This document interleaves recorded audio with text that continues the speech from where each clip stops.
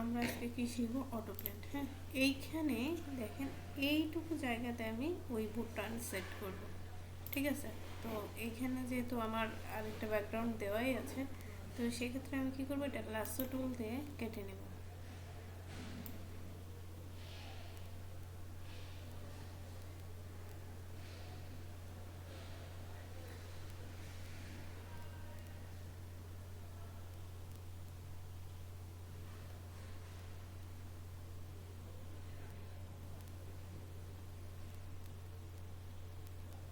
হ্যাঁ, এখন চলে যাব মুভ টুলে গিয়ে এটা ডিরেক্ট মুভ করে নিয়ে আমি এখানে এইটাতে নিয়ে চলে যাব। ঠিক আছে, তো নিয়ে যাওয়ার পর আমি আমার প্রয়োজন মতো কন্ট্রোল টি দিয়ে এটাকে ছোট করে নেব। আচ্ছা, এটাকে আমি ছোট করে নেব।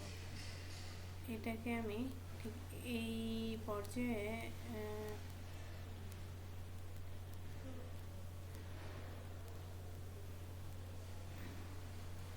আচ্ছা, এখানে আমি সেট করে নেব। ঠিক আছে, এখন এটাকে আমি আনলক করে নেব। নেওয়ার পর দেখেন এখানে আমি দুইভাবে শেখাবো। এইটা হচ্ছে চলে যাবে এডিট মেনুতে গিয়ে দেখেন এই যে অটো ব্লেন্ড প্লেয়ার। তো অটো ব্লেন্ড প্লেয়ারে গিয়ে স্ট্যাক ইমেজে এখানে গিয়ে ওকে করে দেবেন। দেখেন আমার কিন্তু এখানে অটোমেটিক ব্লেন্ড হয়ে গেছে। এখানে কিন্তু আমার অটোমেটিক ব্লেন্ড হয়ে গেছে এবং বোঝাচ্ছে যে এই নৌকার এই বোর্ডটা এটার উপরেই আছে। এখন আমি আরেকটা শেখাই। তো এখানে চলে যাব প্লেস এমবেডেডে গিয়ে আমার একটা পিকচার আমি ডাউনলোড করতে পারেন, স্ক্রিনশট নিয়ে রেখেছি।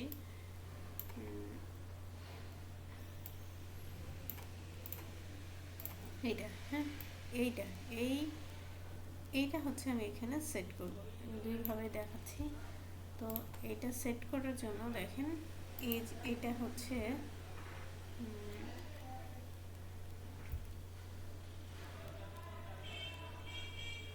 এইটা এটা যখন সেট করব তখন এটাকে আমি সিলেক্ট করে চলে যাব, রাইট বাটনে ক্লিক করব, রাস্টারাইজ লেয়ার। হ্যাঁ, রাস্টারাইজ লেয়ার করলাম অ্যান্ড এই সরি এটা হচ্ছে